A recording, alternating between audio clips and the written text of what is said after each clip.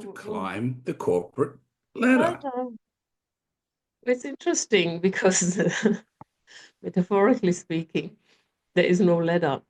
But yeah, yeah. Sorry, I had to Well, say as that. much as there is a So glass ceiling, I suppose. it's like, yeah, as much as there is a glass ceiling, that's a good point. There is no Well, ladder for you uh, that you can just climb up. You have to kind of build the ladder. What are these little things? yeah, one rung One at a step. time. Yeah. One Yeah. rung, ladder rung. Yeah, Oh, okay, one run at a time. You have rung to at a time. build your own. You, Build it you as know, you go. you know, Jacqueline, I think the most important thing in climbing the corporate ladder is this question: Why? Why do you want to climb the corporate ladder? Yeah, What is that's it that you want to get out of your efforts in life? And that might be at the end of the corporate ladder. I mean, I climbed the ladder that I climbed, if you want. I got the job that I wanted because I declared very early on that this is what I wanted. I wanted that international business experience job to do that, to be jetting around and having you know, an experience, an amazing experience. Oh, I can't get to Vienna because the Icelandic volcanoes are going up, so I'm getting a 5-day holiday in Agra. Have that experience, is I never regret it, but and that's what I wanted. But then when I got there, and this is the cautionary tale, it was very empty. Mhm. Yeah, I got to do glamorous stuff like that, and Yeah. flew at the pointy end of the aircraft all the time, and um, had the diplomat card for going through Asia. I could get into China by using the diplomatic channels, didn't have to apply for visas. No. This it's look at one stage because I had this I thought Asian card now, and I had a visa for the US, and I have a European passport. There were very few places in the world I couldn't get to just by rocking up at the Wow, airport. that's So amazing. yeah, and it sounds great, doesn't it? Except it's very That's lonely, and it's not who I am. It's not right. who I was. This is the cautionary tale. First know thyself, says Socrates. That's the short version of that. So the thing is, why?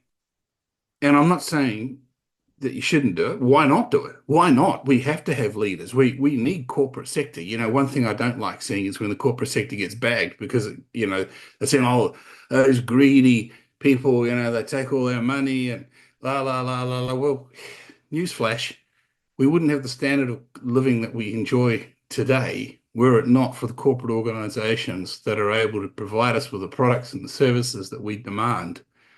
And so we need people that are going to be part of the corporation. But no, why? Why that corporation? What is it that actually motivates you? What are you going to do when you get paid $1 million a year? What are you going to do with that $1 million? Well, I know half of it's going to go to the government tax for a starter. Then what's left? Not if you're smart enough, but Well, you get my point, right? So what are you going to, why are you going to do that? So this is the first point in jumping up in it, because when you know that why, then you'll be driven by that why. It's a pull. You'll be pulled towards that. And you will see this advancement through the process of getting a job, doing a job well, getting another job, because this is the way the ladder works. It's like bounce over here, bounce over there. You'll get a reputation for doing it right and being good at what you do because you're driven. You know what you want to get now. It doesn't have to be a perfect description.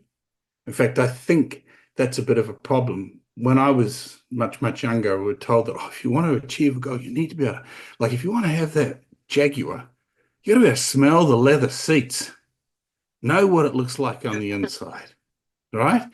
Feel it, make it real, because then you're going to get driving. Here's the problem: if you don't, if you're just telling yourself that you want it, because it's nice to have a car like that, it's not going to cut the cake. Things don't cut the cake. It's a matter of what makes you passionate. Viktor Frankl, wealth cannot be pursued. It must ensue from the pursuit of a greater cause. So, what's the greater cause?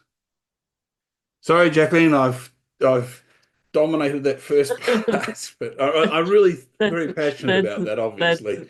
yeah, yeah. The thing is also, I mean, I've also, listened to what you've said, and I kind of realized, I mean, both of us, we've climbed the career ladder, so we have that in common. And I just also was sort of fascinated by your motivation. And then I was thinking, so what was my motivation? And I, well, well, one motivation was, well, if I have to work, my 40 or plus hours a week, I want to be part of playing the bigger game. I don't want to just be sitting there and following instructions. That was one of my motivations. And then I noticed I really like the strategy of business. I always loved the teamwork. So I was always involved in teamwork where the team had to pull together. I mean, um, and and then I realized I really enjoy the business strategy, the complexity of it, and that's why I also enjoyed working for larger corporations because there's a lot more complexity, and I like that challenge.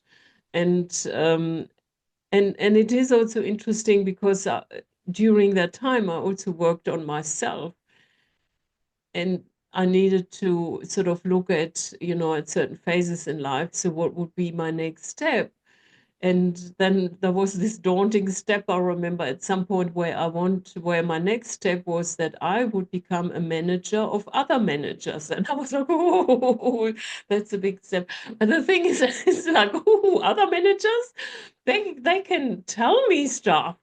They're not so easily to be um, pushed around. Not that I was pushy, but I have Not an so auto easily led, I think is the word you were looking easily for. led. Um, and that will challenge me. But anyway, once the interesting thing is, and that's part of knowing thyself, as you said. And then once I made the decision, okay, I'm going to go for it, and I had no, I've just made the decision now, I'm going to go for it.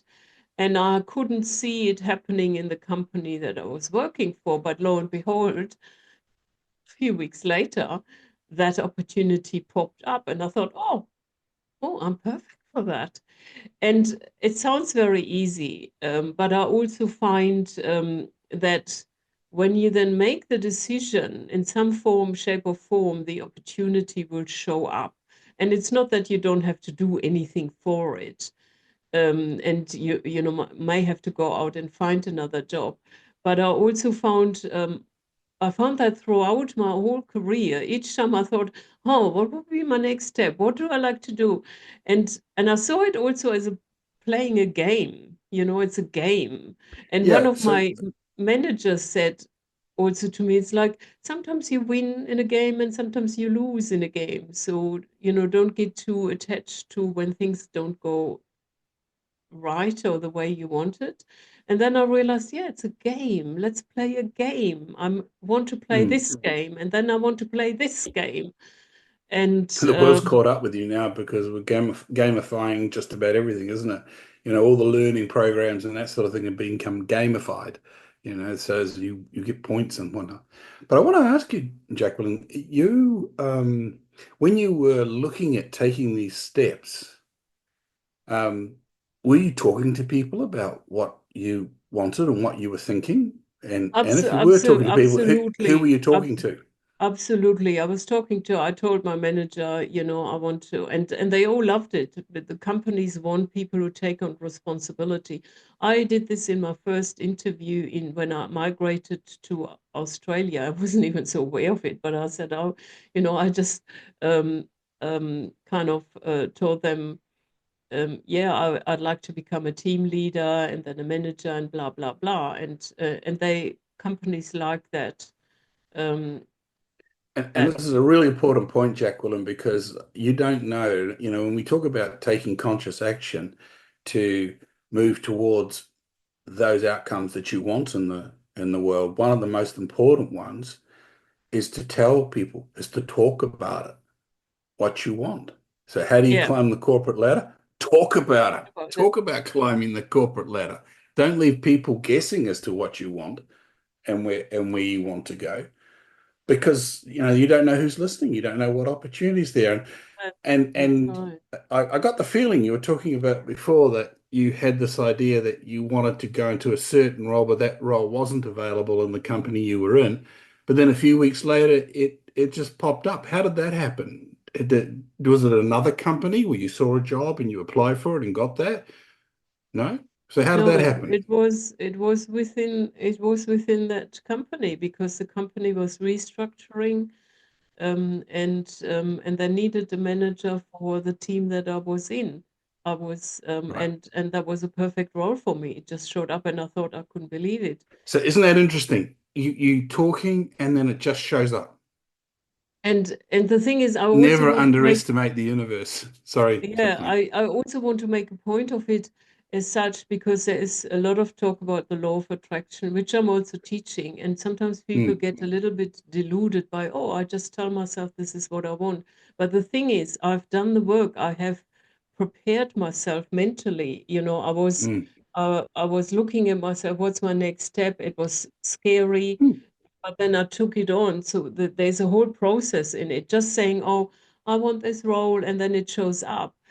That's not No, enough. you gotta earn it. You've got to get yourself into that. Are you to be worthy of it, don't you? I mean, like that's you can't just say, "Oh, look, I want to be the this, that, or the other thing," without going about and doing the preparation, without doing the work, without getting That's right, the and qualifications. that's right. You need to have the integrity, to use being framework language, to do the job. But when you have That's that, right.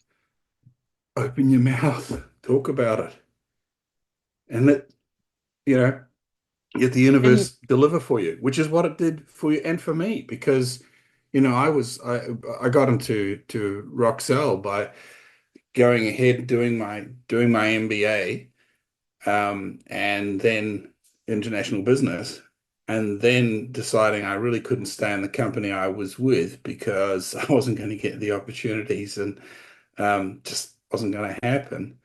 And I was again talking to people and talking to this company in Austria, and they said, "Well, why don't you come and work for us?"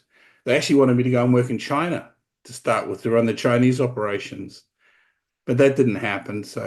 But so what? But this is the thing, the power of talking about what it is and what you can bring, just being absolutely you, being you, turning up, showing your competence, and being good in your job. and you also need to take on things that you don't want to do. It's not about, oh, I want this career and this is great. I took on work. I remember one job within a company where I had to do something for 2.5 months, which nobody wanted to do, including myself. Don't ask Yeah. me to do it, but then I agreed to it and I did do it. I mean, it, wasn't for my life, for a life sentence. It was for 2.5 months, but it was not something that was admirable for. And the thing is, I did it, and that also sparked interest. And because I did it and I kind of maneuvered through it reasonably well, I wouldn't say exceptional, but I held it all together the way it was meant to be, in some shape or form, and that was seen by the management. And Well, that's they thought, leadership in okay, action, Jacqueline. she's taken that on, she's done it, she's helped Hmm. us out. Nobody wanted to do it, including myself. And sometimes you got to do that too. Um, I often talk about the difference between a child and being an adult. Adults do oh, what they have to do. yeah, Children only do what they want to do. yeah, And then they moan and carry on if they get made to do things. And yeah. if you look at that definition, we know I know a lot of children that look a bit like this. They've not really grown up, even though they might Like, be have a few years on the clock. Um, but that's an adult behavior, and it's leadership in action. Yeah, I'll go and do the hard yards there. yeah. I mean, being in a leadership role, you have most of the time you have to do things that you don't Hmm. really want to do. But the rewards, I always found the rewards came when, with the successes, with the delivery of a project, with things have been put into place that we thought, oh, how can we possibly manage this? This is where the rewards come in, which are very brief moments. And in between is a lot of hard work. I used to It work. really it makes me think of this proposition when we start talking about how do you develop a customer base, particularly in small businesses, and I'm very aware of that, and small businesses that we run and what we do, is to offer extraordinary value, above what is normal. And I think that's the case whether you're working for yourself or whether you're working in a corporation. You want to offer extraordinary value so your bosses above you can see clearly that you have the competency and the character.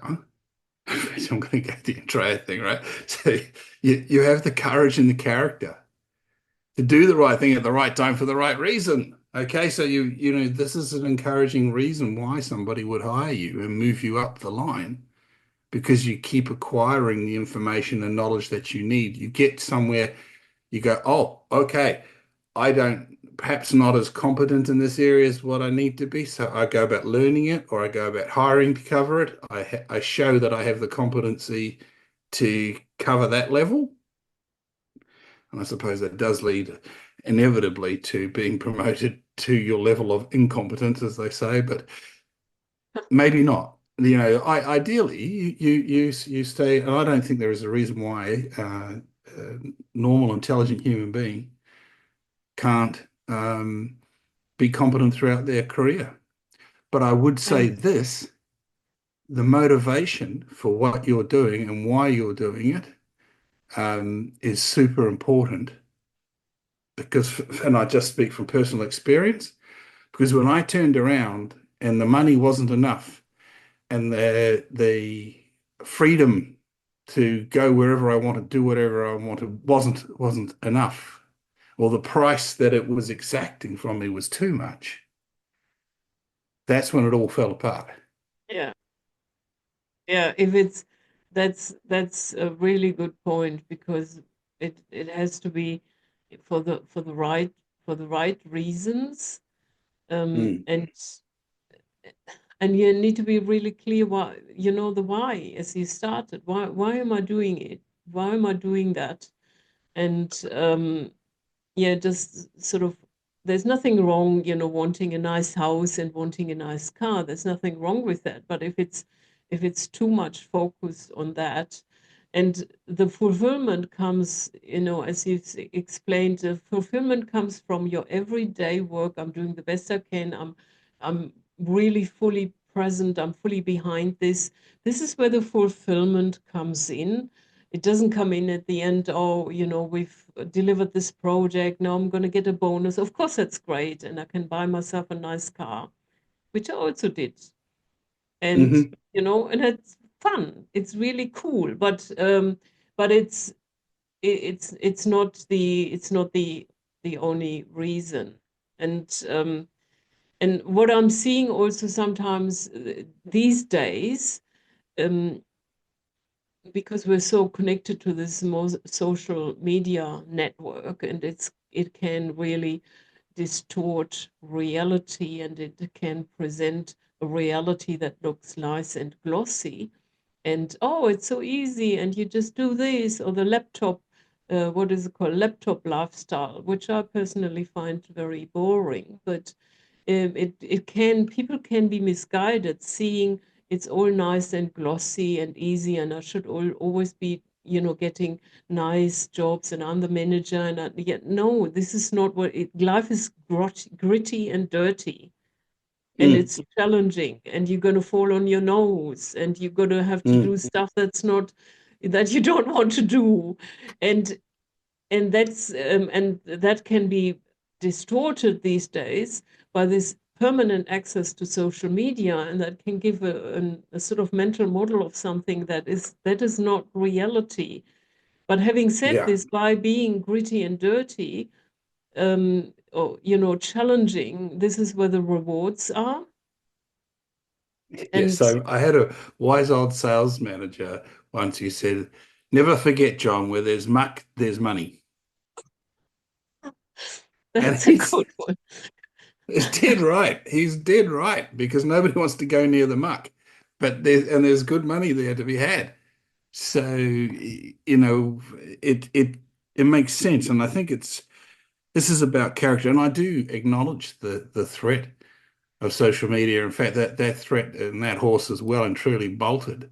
And I think it's been devastating in context of certainly my well, that generation between my stepchildren's generation who have gone through teenage years with social media just blasting at them. There's no, now we're seeing, oh, this is not a good idea. Let's not blast our teenagers with uh, social media. But there's an entire generation out there that's now that's that's right, and that have lived in this yeah, fantasy world for a decade.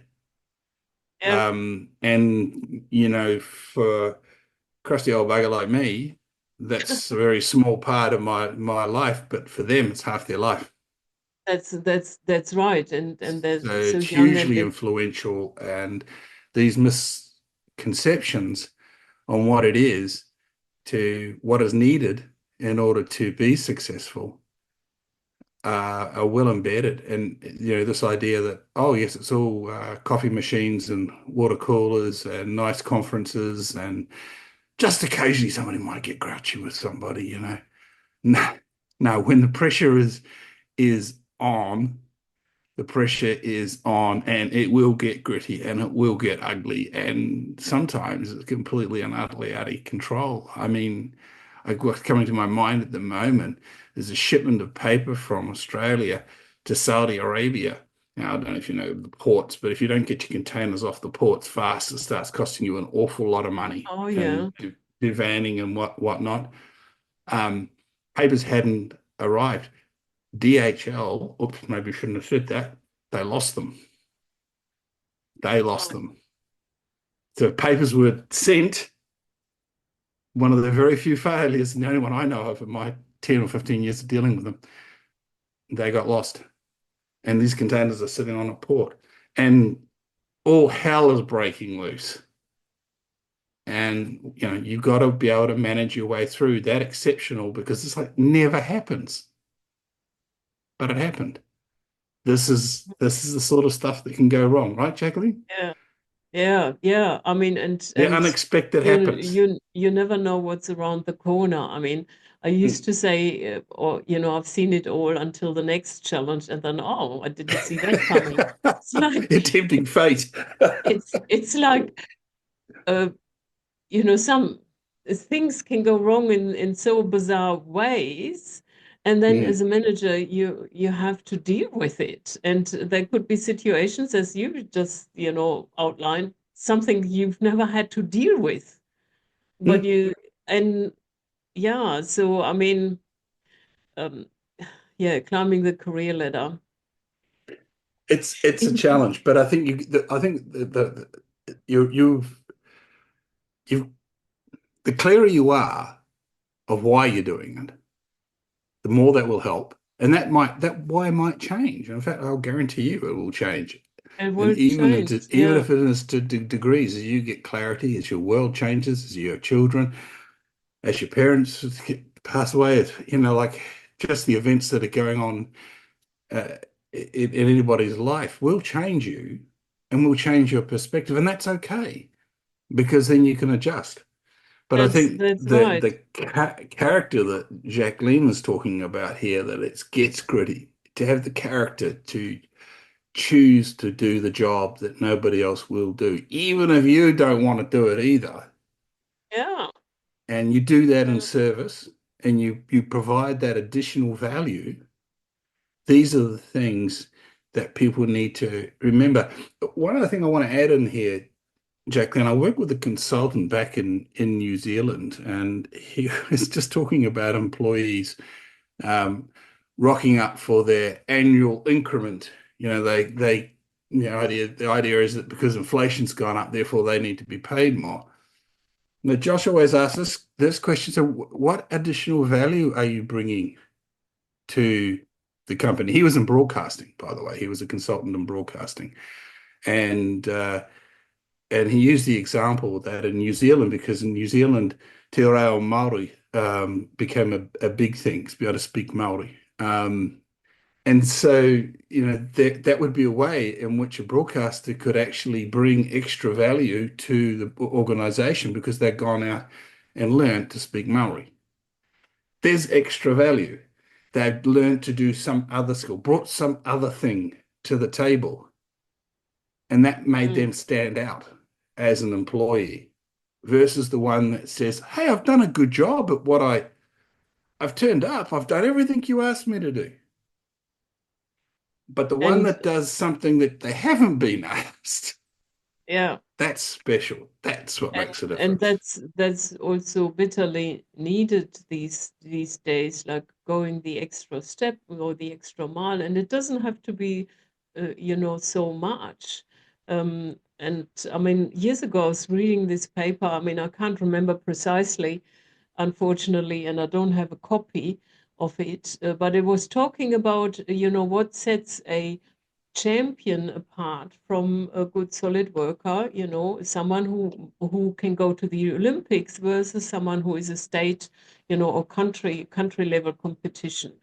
And the outcome was that, once you get to this top level, it is not that much more. It's 10% that you have to add additionally, Mm, whether you have to add more work or be 10% better. It's not like an exaggerating amount. Obviously, once you get to that level, champion level, it becomes harder and harder to eke out 1%. But the thing is, they were transpiring this to work. Like if you want to be a little bit ahead of the curve and show that you are, enthusiastic and passionate, you only have to do 10% more. 10%, that's not huge. But I also wanted to say, right, I also wanted to say you also need to be clear on your boundaries. So work isn't taking over, especially also when family comes into play. I was very clear that I love my work, but I will never ever miss a school function, celebration, award for my daughter. I will never miss one. And I didn't. So I had very clear mm, boundaries. There is sort of a limit to what I do. I'm going to show up to every school function. And I even mm. said this to, I said this to my managers at the time when my daughter was smaller. I said, I'm not going to miss any school function. Good on you. And I wish I had that insight. Um, I did. I did miss some. yeah, In fact, and then my kids would go away on holidays with my parents because I was working, you know. Um, Not stuff I'm proud of, but my children forgive me and they say, well, that was just you doing the best you could. That was decisions that you make. And with hindsight, yeah, you see better. But I think, this work-life balance, this is in the why again. mm, It's that famous Harry Chapin song, I think it's Cats in the Cradle. You know, we'll have a great time then, Dad. You know, um, that I hate that song because that was like the theme song to my life with my kids. Um, that we'll always have a good time then, and we did. Gee, we did. We had some great times, but there was a lot that got missed out on. And I think Yeah, this is about the priorities you have in life and what your values are. And by the way, going to your values and your priorities is kind of how you work out your why. If you go definitely. there first, you go to your values and go to your priorities and what you really put up there as being important. Then you work out, okay, so I want to go and I want to climb the ladder because I have kids. I want to be able to give them security. I want to be able to give them the best start in the world. I want to be able to give them education. I want to do this and all the rest of it. And you realize your why. Now, then you've got to balance that. As Jacqueline says, you know, be there for your kids because there's no point in providing all those fiscal needs if they are missing you. That's right. And it's a challenge. And I was challenged when I was, working in the corporate with this, because they they will take it out of you. They will give you more and more and more, and you need to be They'll take learning as to be much as you can strong. give. Oh yeah, and I've seen people, also suffering. The health was suffering, and also during that time, I often mentored younger employees, and I to mentor them to, you need to have healthy boundaries with your manager. You need to say, I need to be home by 6 because I have children. I need to cook dinner, and I cannot work until, endless. And and so that's kind of, let's say, the shadow side of that. It will come to you, and it will be in your face, and it's the higher you climb, the more pressure you will have, and you have to learn, to manage that. You don't No. want to fall apart, and I've seen that when people fall Mm. apart, and I've seen people thriving as well. So I want to go here again.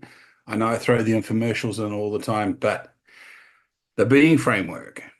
The being framework is a very, very useful way of an individual understanding who they are turning up as, how other people are reading them, how they're being seen, not only by their bosses, but also by their colleagues and others. Um, it's a very useful thing of measuring. We measure a way of being called love in there, and partnership, and communication, responsibility, and integrity, and care, and awareness, and authenticity, and there must be at least 20 others that I haven't mentioned, because Yeah, it's 31 in total. The reason I raise that is that this is a great way of getting to know yourself. Jacqueline that's and I are right. both certified coaches in the Engenesis process and the being profile. And I have a pride myself a little bit of a speciality in helping people work out their whys, and going down that list. So uh, if you have any questions, if you're interested in finding out more about yourself, get in touch. Yeah. Get in touch. Drop us a line. All the contacts are down below. Subscribe to the channel, etc., etc., and we'll be happy to work with you. It'll make our day to hear from you. Yeah. Yes, we love to connect with people. So getting a good coach is another good way of climbing the corporate ladder. It has to be said. Has to They be will, said. and the way it works is the coach is just holding like a mirror, so you can see your blind spots. You want to see your Mm, blind spots, because what happens if you don't see your blind spots, I mean, and there will be always new blind spots popping up. If you don't see your blind spots, you might be, you know, sort of stacking up your intentions and your energies, and you're just, increasing your blind spots. You're just building on your blind spots. And then you think, why the hell is this not working? Yeah, because you're Yeah, investing on something where there are blind spots underneath, and then you invest even more and you haven't seen the blind spots. Once you see the blind spots, you can actually invest onto where you should be investing on. yeah. Um, and yeah, I call that icing a mud cake. yeah, icing on a mud cake. Yeah, there's still a mud cake underneath, not a nice chocolate cake. You gotta keep sliding I away, haven't seen my keep sliding chocolate. away. And so, Yeah, yeah, look, that this is and listen to things like this podcast, yeah. because we might be over the hill, poor old buggers, but we're No, up to helping you up the hill. That's the point. that's We've that's been there, that's done right. that, That's right. and we know And how it works, and the world hasn't changed that much, and human beings are still human beings, and that is the key thing. Is human beings that make the world go round. hmm, yeah. And we will see you next time for more. See you next time. Great.